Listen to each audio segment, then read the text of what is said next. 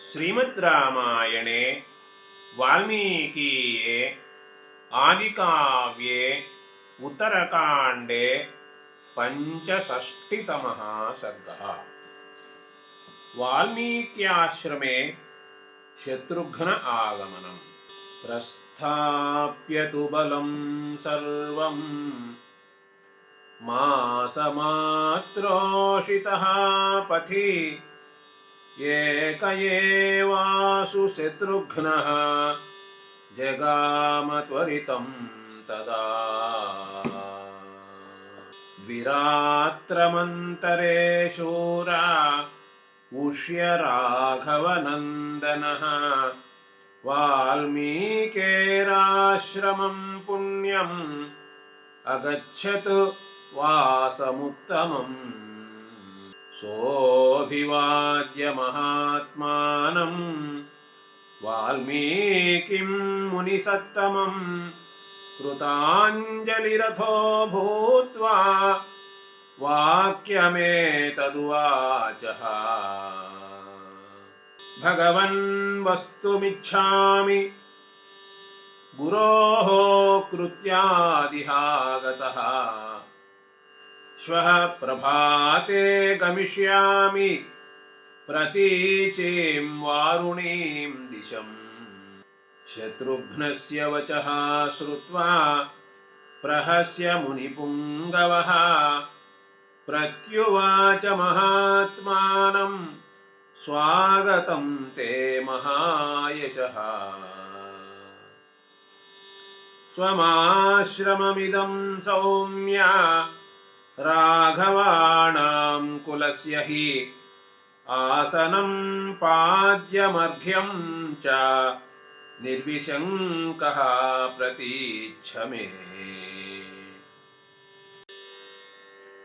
प्रतिगृह्य तदा पूजां फलमूलं च भोजनं भक्षयामास काकुत्स्थः तृप्तिं च परमां गतः।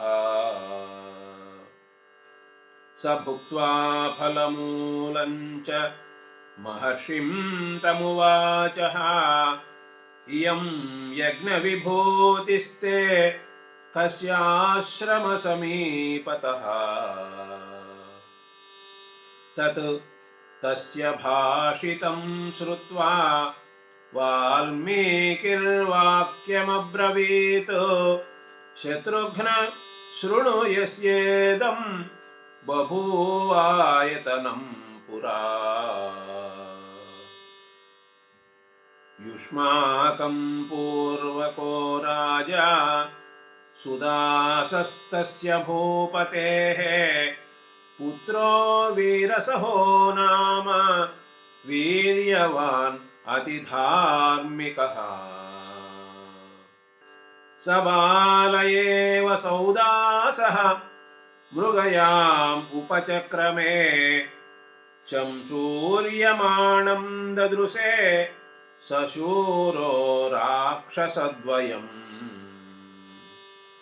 शार्दूलरूपिणौ घोरौ मृगान् बहुसहस्रशः भक्ष्यमाणा वसन्तुष्टौ पर्याप्तिं नैव जग्मतुः। सतुतौ राक्षसौ दृष्ट्वा निर्मृगं च वनं कृतं क्रोधेन महताविष्टः जघानैकं महेषुना। विनिपात्य तमेकं तु सौदासः पुरुषर्षभः विज्वरो विगतामर्षः हतं रक्षो ह्युदैक्षता। निरीक्षमाणं तं दृष्ट्वा सहायं तस्य रक्षसः सन्तापम् अकरोद्घोरं सौदासं चेदमब्रवीत्। यस्मादनपराधं त्वं सहायं मम जघ्निवान् तस्मात् तवापि पापिष्ठ प्रदास्यामि प्रतिक्रियाम्।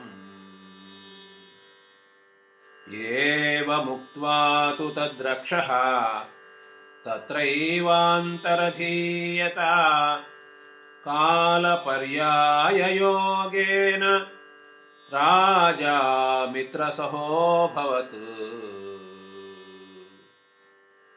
राजा तु यजते यज्ञम् अस्याश्रमसमीपतः अश्वमेधं महायज्ञं तं वसिष्ठोऽभ्यपालयत्।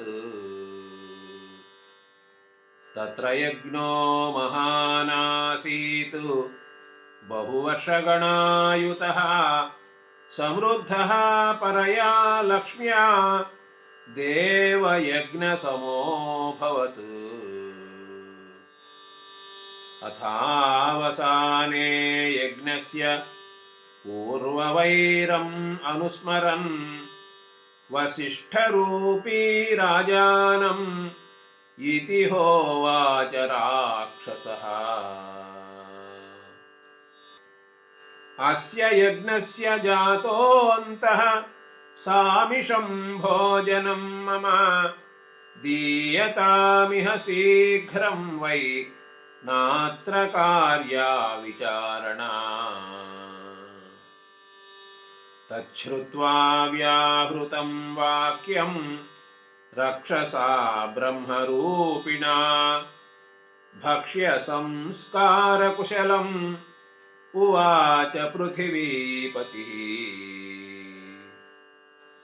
हविष्यं सामिषं स्वादु यथा भवति भोजनं तथा कुरुष्व शीघ्रं वै परितुष्येद्यथा गुरुः। शासनात् पार्थिवेन्द्रस्य सूदः सम्भ्रान्तमानसः स च रक्षः पुनस्तत्र सूदवेषम् अथाकरोत्। समानुषम् अथो मांसं पार्थिवाय न्यवेदयत्। इदं स्वादु हविष्यं च सामिषं चान्नमाहृतम्। स भोजनं वसिष्ठाय पत्न्या सार्धम् उपाहरत्। मदयन्त्या नरव्याघ्र सामिषं रक्षसा हृतम्। ज्ञात्वा तदामिषं विप्रः मानुषं भाजनं गतं क्रोधेन महताविष्टः व्याहर्तुम् उपचक्रमे। यस्मात् त्वं भोजनं राजन् ममैतद्दातुमिच्छसि तस्मात् भोजनमेतत् ते भविष्यति न संशयः। ततः क्रुद्धस्तु सौदासः तोयं जग्राह पाणिना वसिष्ठं शप्तुमारेभे भार्या चैनम् अवारयत्। राजन् प्रभुर्यतोऽस्माकं वसिष्ठो भगवान् ऋषिः प्रतिशप्तुं न शक्तस्त्वं देवतुल्यं पुरोधसम्। ततः क्रोधमयं तोयं तेजोबलसमन्वितं व्यसर्जयत धर्मात्मा ततः पादौ सिषेच। तेनास्य राज्ञस्तौ पादौ तदा कल्माषतां गतौ। तदा प्रभृतिराजासौ सौदासः सुमहायशाः कल्माषपादः संवृत्तः ख्यातश्चैव तथा नृपः। स राजा सह पत्न्या वै प्रणिपत्य मुहुर्मुहुः पुनर्वसिष्ठं प्रोवाच यदुक्तं ब्रह्मरूपिणा। तच्छ्रुत्वा पार्थिवेन्द्रस्य रक्षसा विकृतं च तत् पुनः प्रोवाच राजानं वसिष्ठः पुरुषर्षभम्। मया रोषपरीतेन यदिदं व्याहृतं वचः नैतच्छक्यं वृथा कर्तुं प्रदास्यामि च ते वरम्। कालो 12 वर्षाणि शापस्यान्तो भविष्यति मत्प्रसादाच्च राजेन्द्र व्यतीतं न स्मरिष्यसि। एवं स राजा तं शापम् उपभुज्यारिसूदनः प्रतिलेभे पुनः राज्यं प्रजाश्चैवान्वपालयत्। तस्य कल्माषपादस्य यज्ञस्यायतनं शुभम् आश्रमस्य समीपेस्य यन्मां पृच्छसि राघव। तस्य तां पार्थिवेन्द्रस्य कथां श्रुत्वा सुदारुणां विवेश पर्णशालायां महर्षिम् अभिवाद्य च।